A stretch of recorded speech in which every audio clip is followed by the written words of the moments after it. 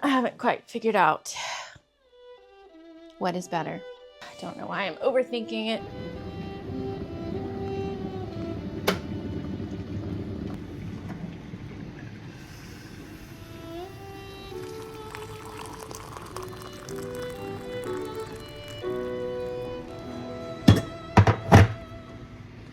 Today it is tea. Cherry, strawberry, and himberry. Raspberry. Ja, schmeckt gut. It tastes good. So hello. I'm back. I think I get a little vulnerability stage fright every time I shoot these types of videos because I can shoot other videos super comfortably because I'm just doing projects or I'm doing, just impromptu chats. But when I have like a whole script or something, I think it throws me back into my theater days where I have to like memorize the script and I be off book. And that was always a bit of a stressor for me because, I was always worried I would forget lyrics when I was singing, and I would forget lines when I was on stage. ADHD, undiagnosed ADHD was a little bit of a barrier for me. So, yeah, sitting here, I would just tend to jump back into some humor to kind of placate my inner vulnerability trigger. So anyway, here we are, messy, chaotish, and starting again. So it all started about a month ago. I had posted my final video before the retrograde was scheduled to happen, and that was my plan, is to go ahead and post something just in case it got like really muddy over the retrograde, because it's sometimes technology can be a little weird and sometimes it's harder to just like express what you're trying to say. And it's kind of like an internal go into yourself and like think about working through things on an internal level. And so I was like, well, I can utilize that. That's not a bad thing. So even if I put out some videos, maybe it'll be slower. And that was my original thought. So my first thought was like, let me go ahead and put out this video. I'll just do a quick short. I've not tried shorts before on YouTube. I've done, reels on Instagram before, but for this particular YouTube channel, no, haven't done a short yet. So I was like, I'll just do a little quick short, get that out, try some fun. I had a fun little idea to showcase my sparkle pants. And I was like, this would be fun. I can do like a fun song and it'll just be some fun shots of like just having fun with the pants and how they make me feel. And so I was like, well, this is not a big deal. I shot it in one afternoon, edited it in one afternoon, and just posted it without thinking about it that much. And then that was when and I got over 1,000 views on the short. And bear in mind, like right now, what I'm getting is very low. I mean, it's very small, which is not a big deal. And it's, of course, what I was expecting, is to not get a lot of views for a while. Because, it takes time to build up your library of film and, figuring things out. And I was just, embracing the process of,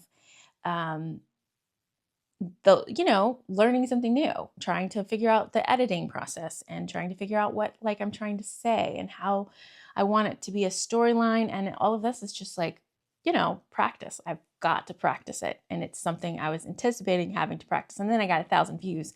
And I think I like kind of freaked out a little bit because here's the thing.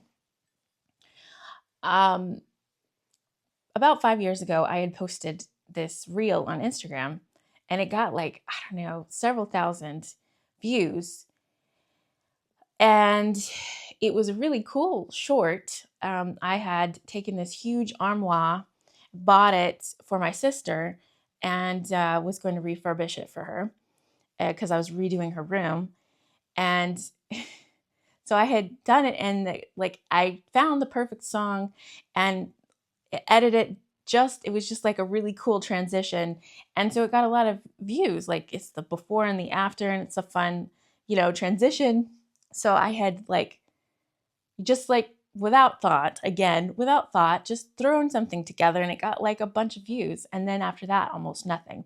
And to be fair, I wasn't really working super hard at doing more videos or anything because I was just kind of in the middle of young motherhood where all of the children were so young and I was just so busy. So it just didn't really happen. But it was almost like the trigger came back as soon as I got those 1,000 views, and I started to freak out, and I was like, oh my God, if I don't put out more videos, if I'm not consistent, um, the traction will slow down, and then I'm going to lose this traction, and then it'll be the same as 5 years ago. And so all of this suddenly hits me like a wave, and I had to take like a breath and take a moment and start thinking about like, oh my God, what is this trigger? What is this trigger? And I started to realize that even though I have started out this channel, this progress has been about progress and non-perfection and being authentic and doing things authentically the way that you do them yourself. And I wanted to explore that process myself personally and share that process with you guys. And, you know, that was the goal, and that was where it started. And so I was thinking this will take a little time and it's not a big deal and I'm fine with that. And then the 1,000 views hit, and then I was like, oh, okay, what am I doing with these feelings? What am I going to do about this? Because I started to panic and start to like worry, and like I've got to come up with ideas, and I have to put something out, and I have to quickly shoot another video, and then bear in mind, this is the beginning of Mercury retrograde. So nothing is coming. Everything is slowing down. Everything is becoming more internal.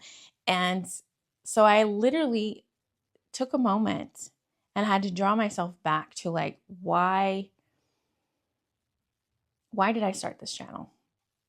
Why am I doing this? And there's multiple reasons, but the ones that I can share with you right now is this is a practice of expressing myself more vulnerably and being seen in a more public way when I've never been comfortable doing that, because it never felt safe in my body to do for many reasons, some of which rooted in my childhood. So this idea of being seen or being vulnerable in public, or showing up authentically, it was starting to feel really good.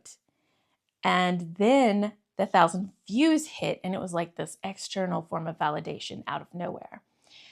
And I was like, oh, well, this is nice. Well, this feels good. But then I started getting pulled into that external performance validation kind of like cycle and circle out of like nowhere. I wasn't expecting to kind of feel that way, nor was I expecting the 1,000 views. So I guess it was one of those unexpected moments where you're like, fuck, fuck. I have to be authentic, but like, also, I don't want to lose this external validation. But then I'm like, but it's not about the external validation. You have to be authentic. Like, the whole point is to be authentic and follow your own intuition and your own internal guide. And so I had to take a breath and start thinking about like, what is triggering this? And, I'll be honest, I haven't experienced a ton of external validation in my life. And so I've kind of gotten used to it. And I've kind of done my own thing and forged my own path to a reasonable extent, because I'm not necessarily expecting it.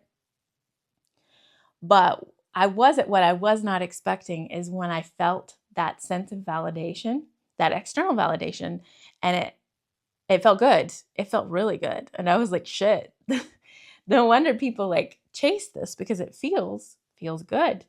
But like, the other thing that I noticed and felt when I was in that moment of this feels really good, laced through this feels really good, was also the feeling of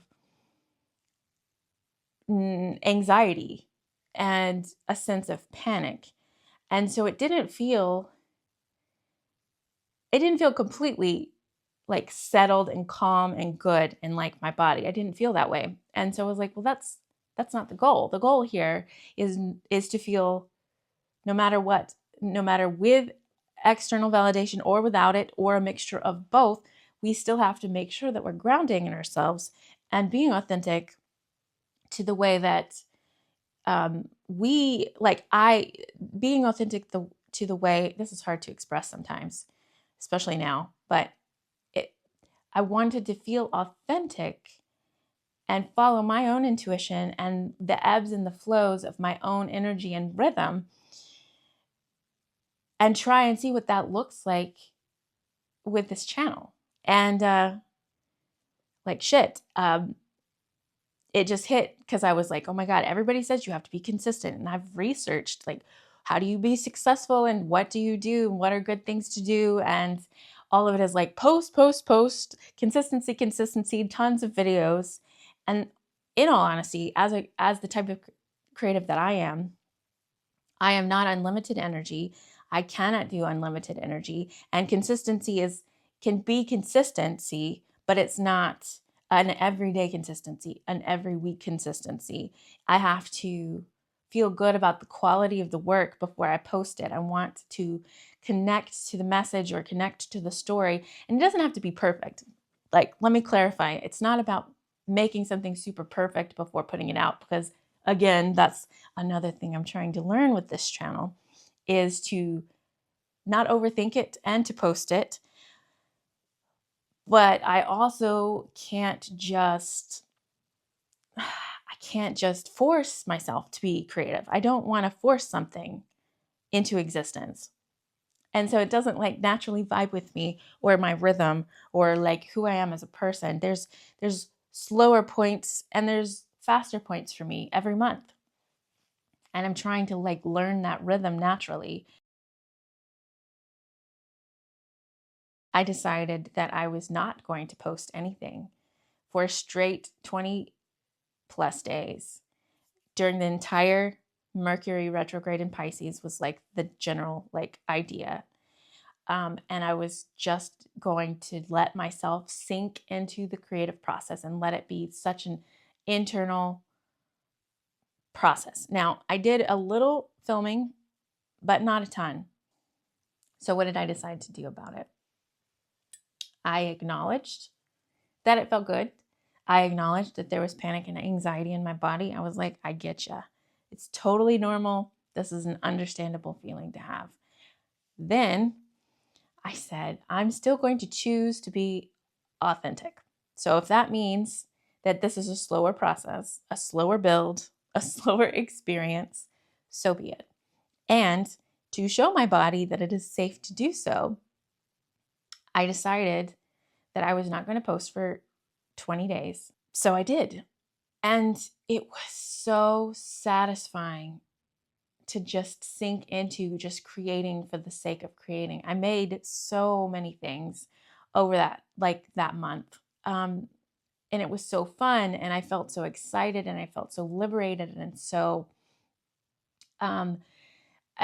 creatively inspired every day. And especially with the spring and all of the flowers blooming and getting outside more, I'm having this feeling of creative inspiration just like pouring in without having to overthink about being performative. It's just like being in the moment, creating, enjoying the process for the process.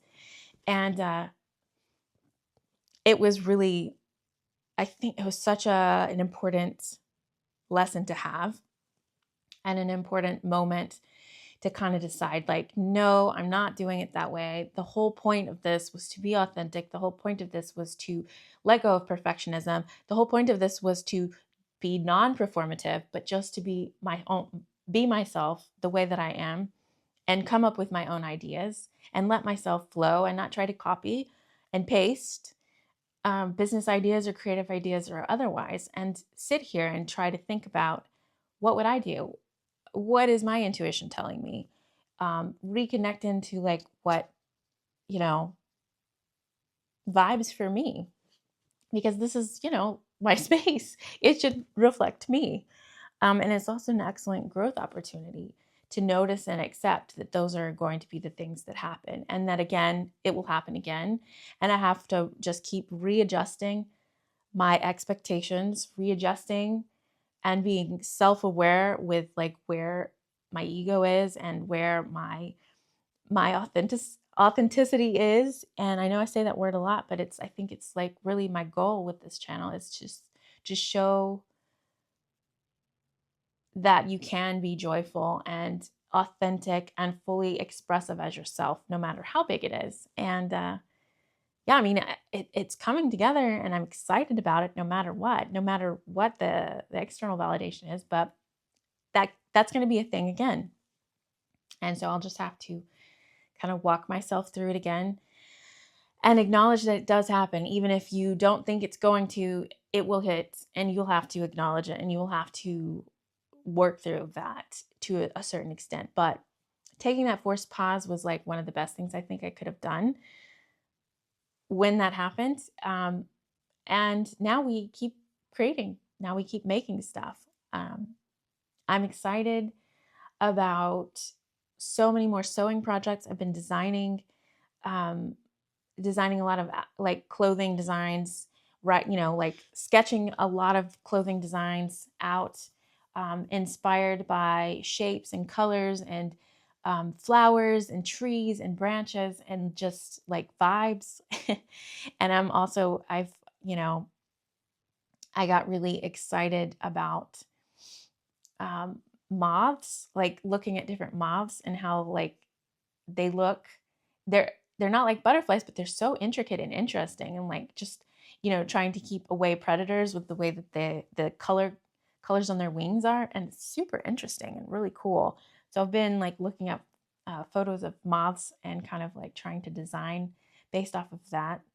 And also, I'm excited about making some earrings because my ears are really sensitive. I can't really just wear cheap earrings.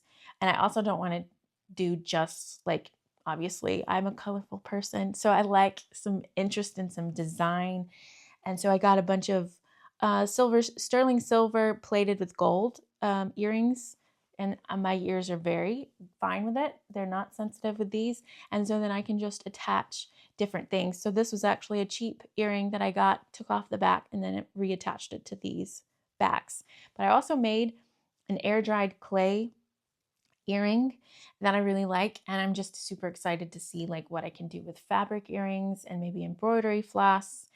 I started an embroidery project, and I've used some fabric paint, and I like used up the entire duvet cover, the black and white duvet cover. So I'll have to show you what that looks like. And yeah, it's coming together.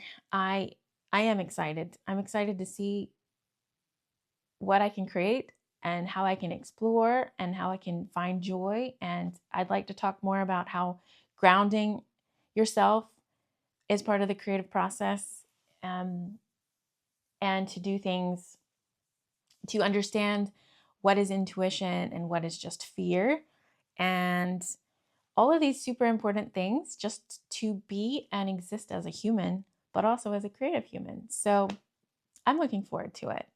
I'm looking forward to a lot of things. And thank you for listening and allowing me to be vulnerable here, which is, of course, a practice for me. I still struggle with it, but here we are.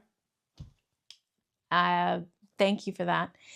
And we'll see you next time. We'll see what we get up to next time, because I'm excited. There's a lot. There could be a lot coming.